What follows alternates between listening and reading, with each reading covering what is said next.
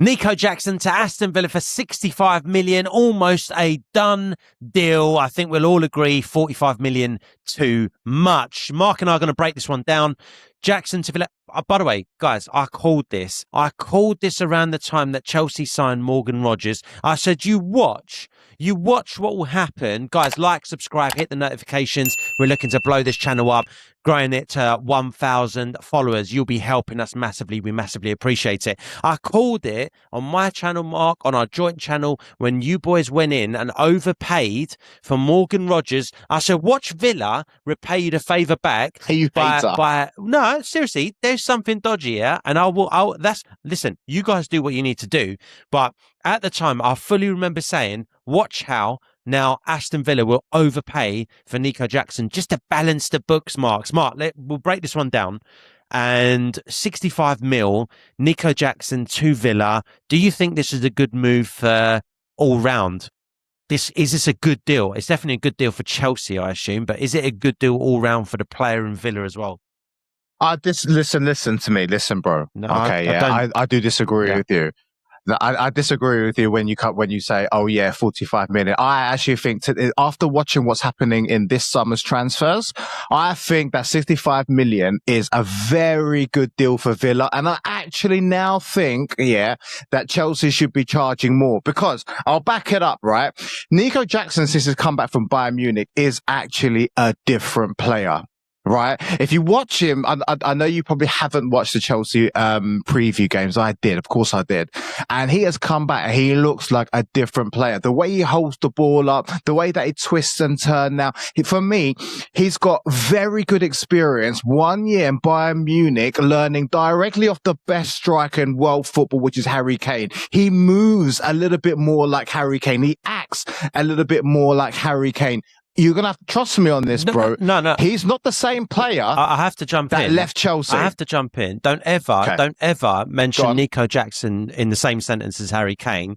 The second thing I will say, Mark, geezer, he's a little like him. I told you. No, I know what you're saying. I told you, and you, I told you, you knew anyway. You and I were in agreement. Nico Jackson's issue isn't making clever runs. I'll be honest, when you boys had him, now, I know you're saying he's got better. Why, of course he was going to get better. When he's playing day in, day out, or watching day in, day out, one of the best, if not the best, all-round forwards in world football today in Harry Kane, you're going to get better. You're going to get a bit more intelligent in terms of your run making. But notwithstanding that, I think his runs previously, Mark, were actually fairly intelligent when he was at you. When he played against us a couple of times, I was like, you know what? This guy would be lethal. If he'd be an absolute dangerous weapon if he could finish. But that's my big issue with him, is that he can't finish. He's not a very good striker. But in terms of run making and intelligent runs, I think he's good, man. I think he's good. And if what you're saying turns out to be true, because pre-season's pre-season, Mark, but if he can carry that on and join Villa and make those runs, and now he can actually improve his finishing, then I would agree it's a good signing. Absolutely. 65 mil for a proven goal scorer, someone who can put the ball in the net. Before I kick it back to you, do you have any stats on him around what his data was for you, how many goals he scored for you before he moved on? Nah. I can't remember that sort of stuff. I don't even remember his stats for like Bayern Munich, but I know that he was effective for them. Yeah. Okay. He come on for a substitute. He scored a few goals for them. I still stand by what I said. He does look like a different player, before he left. And the reason that I say that, firstly, I think that 65 million in this day and age is a little bit cheap, especially if you've got Elliot Anderson for 117. You've got Pedro, Neto, who are valued at 100 million, which we're going to touch up on in a little bit. 60, he's 25 years old, bro. Right? I think that he hasn't even reached his full potential. I understand. You're totally right when you're talking about being clinical. That still needs to be proven if he can do it here again in the Premier League, being a starter for a team in the Premier League. But for Aston Villa, I think it's a fantastic. You asked initially, is it a good move? All parties. For Aston Villa, it's a fantastic signing. Not only because they need someone, and Ollie Watkins can go to Saudi or whatever. That's not guaranteed. But even if Ollie Watkins stays, I think he'll be a great asset, and he could be a starter for them because Alejandro Garnacho, bro, forget that, bro.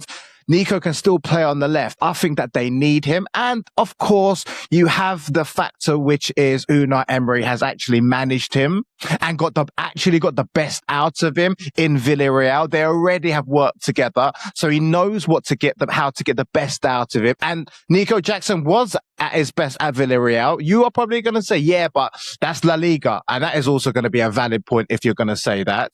But fantastic for Nico because he's going to be able to get pretty much first team starts. He's going to be going to a manager that has worked with him already and knows what he's going to get from him. Perfect. For Chelsea, though, I would actually like to keep him because, we've only got one game a week. I get it. We've got Joao Pedro. We've got Danny Welbeck. Fantastic. But on the left-hand side, bro, we've only got Morgan Rogers-Gittins, who apparently Chelsea I don't want to give him out on loan because I have faith in him. They like what they've seen him in pre-season. Okay, fair enough. I'll trust Xabi Alonso. Let's actually see if he proves me wrong. But based on what I saw last year, I wasn't that impressed. And I don't think he's good enough. And then we've got Pedro Neto, who's good, who's versatile, that can play on the left if anything happens to Morgan or if anything happens to Gittins. He can play on the wing backs.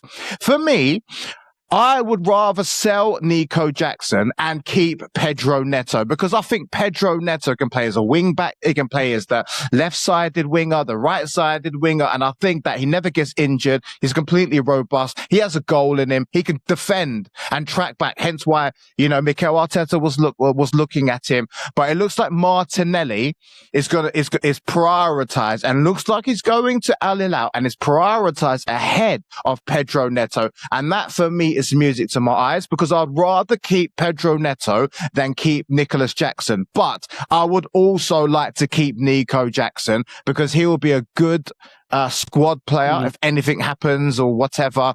That's how I feel about it. So great for two parties.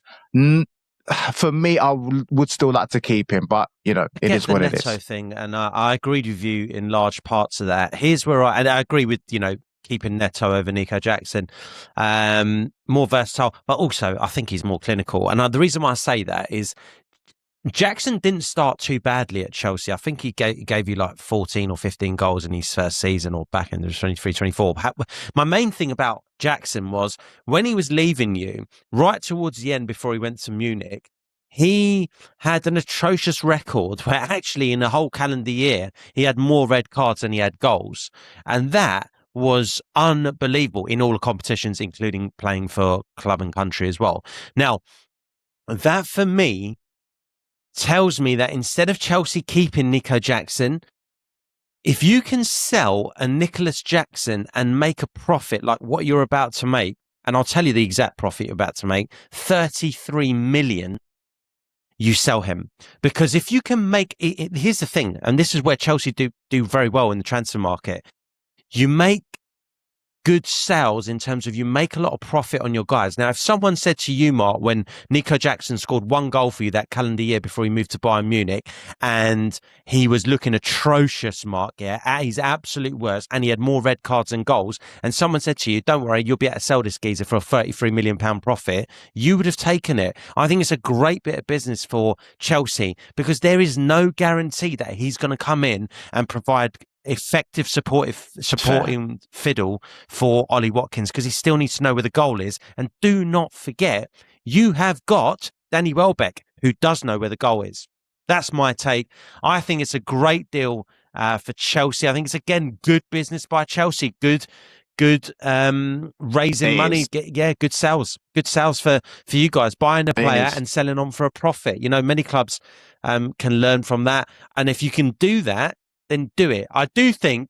Which clubs? I'm not going to go into that. I do think I do think there was something a bit dodge about the whole, overpaying Aston Villa for Morgan Rogers, because I think you could have got Morgan Rogers for 100 million. But that's a different story for a different day. If you do this, good bit of business for you. Not sure it's a good bit of business for Aston Villa. I think it's very, very good work by Chelsea Football Club. You've replaced him, got Danny Welbeck in, and you've added an extra 33 million. So I think fair play. Guys, let us know in the comments what you think. Let us know if you agree with myself, Mark, if you agree with parts of both of us. Don't forget, though, most importantly, like, subscribe, hit the notifications. We are taking this channel places. We've got some big things in the pipeline coming through for all you football enthusiasts. So make sure you follow us. Guys, we'll see you in the next one.